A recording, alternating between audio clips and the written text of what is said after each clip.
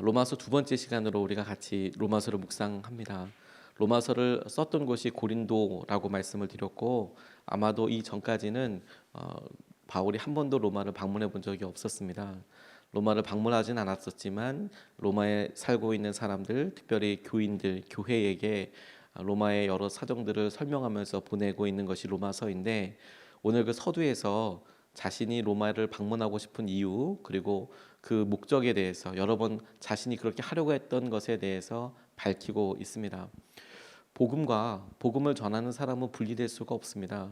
왜냐하면 복음을 전하는 내용 자체가 그의 삶에서 그대로 드러나기 때문에 그렇습니다. 그의 말이, 내가 전하는 말의 내용이 하나님께서 예수님을 통해서 어떤 일을 하셨는지, 그리고 그 일을 통해서 어떤 일들이 드러나는지와 관련된 내용이잖아요.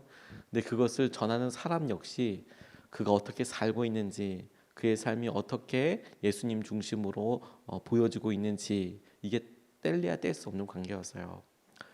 그걸 우리가 기본적으로 믿음으로 의지하고, 왜 바울이 이렇게 몇 번 가기를 내가 원했지만 못 갔다라는 이야기를 반복적으로 하고 있는지 살펴보면 이해가 될 수 있겠다고 싶습니다. 오늘 본문 말씀을 통해서 첫 번째로 바울이 계속해서 이야기하고 있는 구절 중에서 함께해서 더 커지는 믿음과 은혜가 있다는 점을 우리가 좀 주목해 보고 싶습니다. 10절로 11절 말씀, 12절 말씀을 보면, 어떻게 해서든지 하나님의 뜻으로 여러분에게로 갈 수 있는 좋은 길이 열리기를 간구하고 있습니다. 내가 여러분을 간절히 보고 싶어 하는 것은 여러분에게 신령한 은사를 좀 나누어 주어 여러분을 굳세게 하려고 하는 것입니다. 이것은 내가 여러분과 함께 지내면서 여러분과 내가 서로의 믿음으로 서로 격려를 받고자 하는 것입니다. 이렇게 이야기하고 있습니다. 바울이 로마에 방문하려고 하는 목적을 두 가지로 이야기하고 있어요. 첫 번째는 바울에게 있는 하나님께서 어떻게 역사하셨는지, 주님이 어떻게 나를 찾아주셨는지, 그가 경험한 예수 그리스도, 그분에 대한 이야기와 함께 이것을 통해서 내가 주님께서 하신 일들을 전하는 것과 함께, 그리고 서로가 믿음으로 서로에게 격려를 받고자 하는 것, 이거 두 가지라고 이야기하고 있습니다. 바울이 내가 로마에 가는 이유가 로마에 있는 당신들에게 주님이 내게 역사하신 것을 통해서 어떻게 더 선한 것이 되는지, 어떻게 열매가 되는지, 그리고 이것을 통하여서 로마에 어떤 결과들이 있게 될지, 열매가 있게 될지, 구체적으로는 이런 전도를 통해서 주님의 교회가 더 든든히 서고 주님께서 하시는 대로 믿음으로 깨어있고 도전이 되고, 이런 것들을 말하는 것과 동시에 자기에게 있어서도 로마에 사는 사람들이 하나님께서 하시는 은혜를 누리는 것으로 인하여서 서로 격려가 되고, 복음을 전하는 사람도 역시 주님께서 이렇게 일하고 계시는구나 라고 깨달아지고 그것으로 인해서 기쁨을 누리게 되는 것, 이게 로마를 방문하고자 하는 두 이유라는 거예요. 복음을 전하는 사람에게 있어서 하나님께서 주시는 가장 놀라운 능력과 은혜가 뭔지 아세요? 복음을 전한다는 겁니다. 복음을 전한다는 거. 우리에게 있어서 복음을 산다, 복음을 전한다, 이게 분리될 수가 없어요. 그런데 주님께서 그 복음을 전하고, 그리고 내가 전하는 복음에 대해서 나를 비춰보고 하나님께서 하시는 은혜를 떠올려 보는 게, 정작은 실상은 이것을 살고 이것을 전하고자 하는 사람에게 주시는 가장 큰 은혜인 이유가 뭐냐면, 그것이 우리 가운데 전하는 사람에게, 살려고 하는 사람에게 더 놀라운 실제가 되거든요. 그게 더 놀라운 은혜가 되거든요. 우리가 노방전도를 나가보면 지나가는 사람에게 쉼없이 예수님 믿으시라고 그렇게 이야기합니다. 더 길게 이야기하고 싶지만 그렇게 시간을 많이 주지 않죠. 지나가는 그 짧은 시간에 예수님 믿으십시오, 주님께서 주신 은혜대로 우리가 한번 복음을 전하죠. 그래서 수십 명의 사람들이 지나치고 나면 마치 콩나물에 물 준 것처럼 아무런 티도 나지 않는 것 같아요. 그런데 지나가는 사람들을 놓고 보면 주님께서 결정적으로 만나게 하실 때, 그때가 날마다 있는 것은 아니어도 간혹 주님께서 주신 은혜가 있고 만남이 있고, 그래서 새 힘을 얻잖아요. 그런데 그게 어떤 사람에게 있어서는 아주 길게 간격이 있기 때문에 힘들 때도 있어요. 하지만 우리가 외적으로 보이는 열매들뿐만 아니라 그렇게 한번 복음을 전하고 그렇게 전도를 하고 났을 때에 우리 가운데 생기는 변화를 보게 돼요. 뭐냐면 쉼 없이 예수님 믿으세요, 예수님 믿으세요, 이렇게 이야기하는 것을 통해서 정작은 우리 마음의 결정과 결론이 이루어지게 돼요. 예수님을 믿어야 되는 삶이지 우리가. 우리의 어려움과 우리의 삶에 예수님을 믿어야 하지. 우리가 전하는 대로 말하는 대로 우리에게도 예수님이 실제인가를 점검해보고 도전해보고 그래서 그것을 비춰보고 결정하게 돼요. 그러니까 그 일을 하면서 그 일이 우리에게 더 놀라운 능력이 되고 경험이 되고 축복이 되는 겁니다. 요즘은 사람들이 기타를 그렇게 예전처럼 많이 배우진 않지만 제가 중학교 다닐 때 기타에 폭 사랑에 빠질 때가 있었어요. 잘 치지는 않지만 처음으로 기타를 봤을 때 교회 형들이 기타를 치는 걸 봤을 때 그 기타 너무 매력적으로 보이더라고요. 요즘은 아마 여러분들은 아시는 분들도 계시겠지만 예전에 로망스라는 노래가 있었어요. 어려운 곡이 아니고 기타 처음 배우는 사람이라면 누구나 칠 수 있는 띵띵띵띵 이렇게 칠 수 있는 그런 곡이 있습니다. 뭐 대단한 곡은 아닙니다.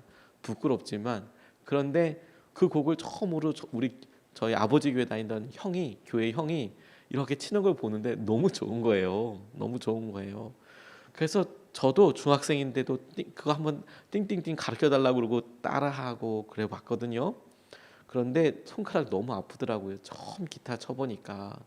하지만 제가 치는 소리에 저도 놀라고 너무 좋고 다른 사람한테 어떻게 들리는지는 모르겠지만 그날 그 가르쳐 준 날 아마 그 곡을 50번도 넘게 쳤던 것 같아요. 잘 친 게 아니고 그냥 좋으니까 띵띵띵띵. 그랬더니 저희 아버지가 제가 웬만하면 그렇게 그 당시에는 그렇게 하지 않았는데 그거 한 곡 가지고 기타를 그렇게 치니까 몇 달이지만 기타 학원 보내주시더라고요.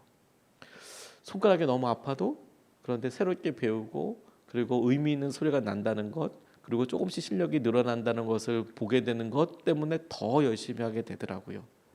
재밌어서 시작을 하게 되는데 결국에는 그것을 하는 것 때문에 더 잘하게 되더라고요. 기타를 잘 칠 수 있는 방법은 기타를 치는 것밖에 방법이 없죠. 마찬가지로 우리의 삶의 모든 것들이 다 그렇습니다. 달리기를 잘하고 싶으면 어떻게 하면 되죠? 달려야 됩니다. 공부에 대해서 잘하고 싶으면 어떻게 하죠? 공부를 해야 돼요. 다른 방법은 없어요. 달리기를 잘하고 싶으면 운동을 할 때 달리기는 한 수밖에 방법이 없어요. 그걸 잘하고 싶으면 그러면 그것이 내게도 도움이 되고 그게 우리 삶의 중요한 기준들을 잘하게 하는 성숙하게 하고 성장하게 하는 통로가 됩니다. 노래를 잘하고자 하는 사람들 잘하는 방법은요. 노래를 많이 하는 수밖에 방법이 없어요. 우리나라 예전에 판소리 하시는 분들은 득음한다고 폭포 밑에서 노래하지 않았습니까? 피가 나고 그래서 어떻게 소리를 내는지 어떻게 해야 하는지를 수없이 그렇게 하다가 어느 순간에 음을 얻는다, 득음한다 하잖아요. 그렇게 많이 불러서 노래를 잘하게 되는 거라고요. 그걸 할 수 있게 되는 것이 재미이기도 하지만 실제로 그것을 하는 거예요. 복음도 똑같습니다. 우리에게 주님께서 복음이 실제되고 싶어요. 주님 우리가 이렇게 연약해요. 그렇게 생각하시는 분들이 계세요. 그렇죠. 우리가 연약해요. 우리가 특정한 상황들에 물러서기도 하고 두려움을 먹기도 합니다. 주저하기도 하고요. 넘어섰나 싶은데 여전히 그 문제 때문에 어려움을 겪는다고 고백할 수도 있어요. 그런데 여러분 그래서 그것을 결국에 넘어서고 싶고 잘하고 싶고 그것이 믿음으로 복음으로 결론이 되고 싶다면 어떻게 해야 될까요? 복음대로 사는 수밖에 방법이 없어요. 조금씩 조금씩. 그러면 우리의 영적인 근육이 있거든요. 우리의 믿음에도 근육이 있어요. 그래서 그게 힘을 붓고 그렇게 반복적으로 하다 보면 어느 순간에 그 일에 아주 능숙한 사람이 되는 겁니다. 그게 정말 중요한 거예요. 제가 여러 지체들 이렇게 하다가 기억에 남았던 지체 한 명이 있습니다. 당시에 셀이라는 게 있어서 어떤 목적을 가지고 그 셀에서 그 목적대로 그 믿음의 실험을 해보는 그런 셀이 있었는데 땅밟기 하는 셀이었어요. 본인이 간증을 하니까 저도 그 이야기를 들었어요. 어떤 간증들을 했냐면 본인이 땅밟기 기도 셀인데 어떤 걸 할까라고 고민하다가 해외에 나가거나 단기 선교를 저기 뭐 지방으로 내려가면 땅을 이렇게 그 장소를 모르니까 어딘지 모르니까 그러니까 걸어다니면서 의미 있는 곳에 가서 계속 기도하거든요. 그 땅밟기 기도라고 해요. 하나님께서 이곳에 어떤 일이 있을지 모르겠지만 하나님 당신의 뜻을 이루어 주십시오. 그래서 실제로 예배드릴 수 없는 곳에 가면 뭐 우루무치 중국의 우루무치나 뭐 신장성이나 이런 데 가면 공개적으로 예배를 못 드리거든요. 그러면 여러 사람들이 예배를 드릴 수 없으니까 그냥 가서 그곳에 가서 기도해요. 하나님 이곳에 예배가 드려지길 원합니다. 이런 식으로. 그런데 이 셀이 자기들도 계속 매주마다 모이지만 어떤 일을 할까 땅밟기 세례인데, 그래서 성남시에 있는 교회들 있잖아요. 교회들을 다 방문하기로 결정을 한 거예요. 그 안에 들어가는 게 아니라 교회들을 다 찾아보면서 그 앞마다 여기 교회에 부흥을 달라고, 은혜를 달라고 그렇게 기도하는 거예요. 그래서 그걸 거의 1년 동안 계속 성남시에 있는 모든 교회를 다 돌아다닌 거예요. 지하철역을 중심으로 해서 지하철에서 내리면 거기에 이제 다 방문해서, 하나님 이 교회는 어떤 교회인지 모르겠지만 하나님 어느 교회에 축복해 주십시오, 은혜를 주십시오. 그리고 또 딴 곳으로 가서 또 하나님 이 교회에 은혜를 주시고 축복해 주십시오. 그렇게 거의 1년 정도를 그렇게 쫙 하면서 성남시에 있는 모든 교회를 다 돌아다니고, 그리고 이제 마지막이다 싶은 그 교회 이제 보게 된 거죠. 뭐 본인이 다 찾아가, 아무튼 할 수 있는 건 다 찾아보고 이제 마지막 교회려니 싶은 데 가서 찾아갔는데, 그날 따라서 몇 교회를 이렇게 가는데 주님께서 특별한 마음을 깨닫게 해주셨대요. 그게 뭐냐면요, 와, 이렇게 이런 곳에도 교회가 있을까 싶은 곳에 실제 교회가 있더라는 거예요. 2층, 3층, 지하 이런데 여기도 교회가 있을까 이런 생각이 들었는데, 주님의 마음으로 그게 보이더라는 거예요. 야, 여기 있는 이 교회에 성도님이 몇 명인지 모르고 담임 목사님 누군지도 모르고 상황이 어떤지는 전혀 모르지만, 그런데 주님의 눈으로 이렇게 자기가 이렇게 그 교회들을 보게 되니까 너무 대견하더라는 거예요. 홀로 백합화가 홀로 저기 구석에 산속에 나무 밑에 이런 데도 꽃이 피어서 싶을 곳에, 의외의 곳에 꽃이 이렇게 발견되면 이게 뭐야 이렇게 싶을 정도로 놀랍고 예쁘고 그러잖아요. 마찬가지, 와, 이런 데 교회가 있네. 야, 이곳에서 믿음 생활하시는 분들은, 목사님은, 사역자들은 어떤 분일까? 하나님 눈으로 보니까 참 대견하다, 참 놀랍다. 그런 이야기하면서 마음에 충만해지는 것을 그렇게 누렸다라고 간증을 예배 시간에 하더라고요. 저는 그걸 보고요, 정말 마음이 충만해졌어요. 하나님께서 그런 교회들에 대한 마음도 제게 주셨을 뿐만 아니라, 야, 저렇게 그냥 근처에 있는 교회들, 어려운 교회들 돌아다니면서 그 안에 들어가진 않지만 저렇게 기도로 심어주는 사람, 저렇게 기도하면서 응원하는 사람이 있다는 것 자체로 너무너무 기쁘더라고요. 우리가 어디 가서 간증을 들으면 기쁘고, 어떻게 저런 사람들은 저렇게 고백을 할까 싶은 마음 보면 마음에 아주 강한 도전을 받지 않습니까? 서로 격려를 받아요, 서로. 그리고 그렇게 고백하는 것을 통하여서 우리가 우리 삶의 뒤로 물러나지 않는 마지노선을 갖게 돼요. 그렇지, 우리가 그렇게 고백했잖아, 그렇게 살아야 되잖아, 하나님께서 우리에게 은혜를 누리게 돼요. 바울이 함께해서 더 놀라운 은혜가 있고 믿음이 있다고 이야기하는 거예요. 저는 어저께 사실 굉장히 많이 놀랐습니다. 우리 오프라인 예배로 같이 예배 드려요, 그렇게 이야기하면서 많은 분들이 와서 함께 예배하는 것을 보고 하나님께서 저를 되게 많이 응원해 주신다는 느낌을 강하게 받았어요. 하나님께서 하신 은혜를, 하나님께서 우리에게 주시는 귀한 마음들을 서로 받는 거군요. 서로 함께하는 거군요. 그러니 여러분, 오늘도 우리의 삶에, 우리가 가정에서나 아직까지 우리가 제한된 만남들이 있어서 새롭게 사람을 만난다거나 이런데 아직까지는 우리가 적극적으로 할 수는 없지만, 그럼에도 불구하고 만나는 그런 조그만 사람들, 조그만한 관계들, 작은 관계들 가운데 우리가 믿음으로 사는 방법은 우리 안에 있는 것을 끊임없이 나누고, 그리고 실제로 우리가 믿는 대로 살아보고, 그것이 방법이에요. 그것이 방법이에요. 두 번째로 우리 삶에 주님께서 바울을 통해 고백하게 하신 것이 빛을 진 사람이라는 거예요. 빛을 진 사람. 14절 말씀에 나는 그리스 사람에게나 미개한 사람에게나 지혜가 있는 사람에게나 어리석은 사람에게나 다 빛을 진 사람입니다, 이렇게 고백하고 있는데, 바울이 말하는 그리스 사람은 이방 사람들의 통칭입니다. 꼭 그리스에 있는 사람들만을 말하는 것은 아니고, 그 당시에 그리스 말을 하는 사람들이 로마의 지식인들 중에 거의 대부분이었거든요.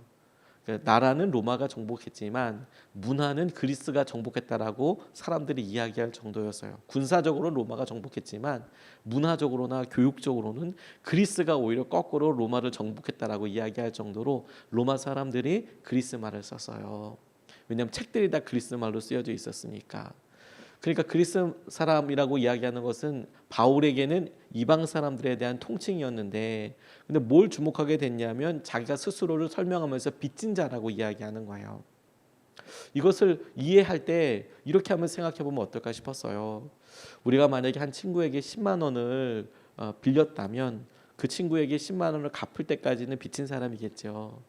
그런데 그렇게 하나님 주님께서 우리에게 생명으로 갚아주시고 은혜를 갚아주셨다라고도 이해가 가능하지만 동시에 우리의 친구가 또 다른 친구에게 10만 원을 전해주라. 그 10만 원을 우리가 받았어요. 그런데 전해주라라고 이야기했으니까 그 사람이 말했던 그 친구에게 10만 원을 전해줄 때까지는 우리가 여전히 빚을 진 사람이에요. 어떤 사람에게 이 10만 원을 전해주라 당부했던 그 사람에게 전해주지 못했으니까 그 사람에게 빚을 진 느낌이에요. 그 사람에게 실제로 10만 원을 건네줘야 내게 부탁한 이 일을 완성한 거죠. 완수한 거죠. 끝난 거예요. 복음이 딱 그래요.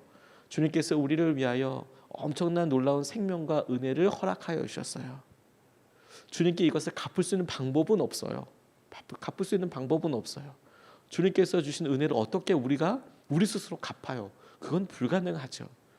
그런데 주님께서 우리에게 또 다른 일을 부탁하셨어요. 맡기셨어요. 주님께서 우리에게 우리 주위에 있는 사람들에 대해서 그 복음을 나눠라, 살아라, 함께라라고 부탁하셨어요. 그러고 보니까 우리에게 있어서 주위에 있는 가장 작게는 우리 자녀들, 우리가 만나는 사람들, 옆집에 사는 사람부터 시작해서 학교에서 만나는 사람들, 다양하게 만나는 사람들 중에 주님께서 전해주라고 부탁받은 사람들이 숨겨져 있고 혹은 우리가 깨닫지 못하고 그러고 있더라고요. 그래서 그 사람들에게 그것이 전달될 때 그 마음, 바울이 지금 그것을 이야기하고 있다고 싶어요. 자기가 하나님께로부터 주님께로부터 사명 받았어요. 근데 그 사명을 전하기 전까지는 자기가 빚을 진 사람이라는 태도로 살아가고 있어요. 그 전하기 전까지는 내가 항상 빚을 지고 있지. 구체적으로는 복음의 그리고 사랑의 생명의 빚을 지고 있어요. 예수님을 통하여서 그렇게 가고 있는 거죠. 근데 우리에게도 똑같다고 생각하게 됐어요. 우리가 주님께서 하신 은혜에 주님께서 우리에게 맡겨주신 사명과 생명과 사랑에 빚을 지고 있어요. 주님께서 우리에게 허락하여 주신 것이 놀랍기도 하지만 주님께서 우리에게 부탁하신 것 때문에 그래요. 그것을 우리가 나누지 않는 한 우리가 여전히 빚을 진 사람이죠. 주님께서 우리에게 하신 그 일이 부담이 아니라 기쁨으로 우리에게 갚을 수 있고 은혜로 갚을 수 있고 그 일이 우리를 오히려 더 견고하고 강하게 만들어 줄 거예요. 청년들 단기 선교 갈 때 재정을 놓고 간절히 기도할 때가 많습니다. 그래서 아르바이트도 하고 본인 노트북을 팔기도 하고 그래요. 귀하죠. 하나님께서 은혜 때문에 내가 단기 선교를 가고 싶은데 돈이 없잖아요. 그래서 열심히 이렇게 모아서 샀던 노트북을 팔기도 하고요. 그래서 재정을 조금씩 모아요. 그런데 한 번은 기도 제목을 나누고 이렇게 하던 중에 어느 권사님 한 분이 이렇게 오셔서 잘 모르는데 그냥 오셔서 누구를 지정한 것도 아니고 목사님 우리 청년들 중에서 단기 선교를 가야 하는데 재정이 없는 친구를 위해서 후원하고 싶어요. 그래서 이렇게 봉투를 하나 갖고 오셨더라고요. 봉투를 받을 때는 얼마인지 몰랐지만 본인이 이제 얼마입니다라고 이야기하는데 액수가 굉장히 컸어요. 한 친구가 그래도 아주 도움을 받을 수 있을 만큼의 그냥 의미 있게 도움을 받을 수 있을 만큼 비행기표가 될 만큼의 아주 큰 액수를 봉투에 이렇게 넣어 오시면서 단기 선교 가야 될 친구들 중에서 재정이 없어서 못 가는 친구들이 있다면 그 친구들한테 주기를 원해요. 그리고 자기는 이런 일을 하는 사람인데 혹시라도 제가 도울 일이 있으면 목사님 말씀해 주세요. 그럼 제가 그 청년들 만나서 돕고 싶어요. 그렇게 이야기하셨어요. 그분은 어떤 강의 같은 걸 하는 분이었거든요. 근데 아주 특별한 어떤 화학이나 뭐 이런 것들을 이렇게 강의하는 분이었는데 그거 관심 있는 사람들은 자기가 도움을 주고 싶어요. 믿음 안에서 그냥 도움을 주고 싶어요. 그런데 그 헌금을 갖고 오신 이유가 너무 기가 막혔어요. 그래서 권사님 어떻게 이런 귀한 결정을 해주셔서 너무너무 감사해요. 그랬더니 이분이 뭐라고 말씀하셨냐면 자기가 대학교 다닐 때 자기도 어떤 분이 그렇게 자기한테 헌금을 해줬다는 거예요. 누군지도 모르고 자기랑 아는 사람도 아닌데 자기 단기 선교 각을 놓고 간절히 기도하고 있는데 어떤 교회 혹은 누군지도 모를 분이 자기에게 헌금을 해주셨다라는 거예요. 너무 감사하고 너무 기뻤다고. 그래서 잘 다녀왔다고. 그런데 이렇게 기도하다가 보니까 이제 그 훌쩍 지났죠. 이제 본인 나이도 이제 있고 그렇게 되는데 훌쩍 들어서 드는 생각이 뭐였냐면 우리 청년들도 단기 선교 간다던데. 그래서 봉투를 이렇게 마련해서 헌금을 갖고 오신 거예요. 일반 헌금이 아니라 이거 플로잉 해주라고. 어려운 청년들 그 청년에게 도와줬으면 좋겠다고. 은혜는 누려요. 그리고 그것대로 충만하게 누림이 되고 더 누림이 되고 깊이 있는 감사가 돼요. 근데 그 깊이 있는 감사와 은혜가 우리에게 능력이 되고 힘이 되고 배가 되는 방법이 뭔지 아세요? 그거 나누면 돼요. 빚을 진 사람으로서 그걸 나누면. 그럼 하나님께서 주신 은혜를 더 누리게 돼요. 바울이 자기의 삶에 빚을 졌다라고 표현한 이유는 바로 그것 때문이에요. 내가 받은 은혜를 떠올려 보니까 내가 어떤 일을 해도 그 빚을 다 갚을 수 없죠. 그럼에도 불구하고 그건 우리에게 놀라운 기쁨이 되고 은혜가 되는 것이죠. 우리가 이제 새벽마다 로마서를 보면서 두 번째 시간을 갖고 있습니다. 그런데 여러분, 이 짧은 시간들이 우리의 사고와 우리의 생각과 우리의 가치관의 기준을 복음, 주님께서 우리에게 주신 은혜, 우리를 통하여 이루신 일, 우리에게 보여주셨던 능력, 우리가 만났던 그때 짧은 시간이지만 그렇게 한번 시선만 살짝 보아봐도 바꿔봐도 우리 삶에 굉장히 많은 것들이 바뀌어요. 주님께서 우리에게 이 40일 동안 그걸 도전하신다고 믿습니다. 오늘도 우리가 똑같은 사람과 똑같은 여러 일에서 하나님 하시는 일들을 다른 눈으로 보는 거예요. 놀라운 주의 은혜와 마음으로 보는 거예요. 그래서 주님께서 하신 일들이 조금씩 변화되지만 우리가 이 기도가 마칠 때 우리가 우리의 삶의 여러 결정적인 순간들, 결정들, 순종들을 통과하고 나면 상상할 수 없을 정도의 은혜와 충만함이 되어 있을 거예요. 우리가 그것을 바라보며 함께 나아갈 수 있으면 좋겠습니다. 두 가지 말씀을 같이 나눴습니다. 함께해서 놀라운 은혜가 있어요. 함께해서 놀라운 믿음이 있습니다. 더 커지는 믿음이 있어요. 우리가 주님 안에 빚을 진 사람입니다. 주님께도 그렇지만 주님이 부탁하신 사명과 주님이 부탁하신 은혜 때문에 그렇습니다. 우리 것을 두 번 나눠서 같이 좀 기도하고 싶습니다. 첫 번째로 10년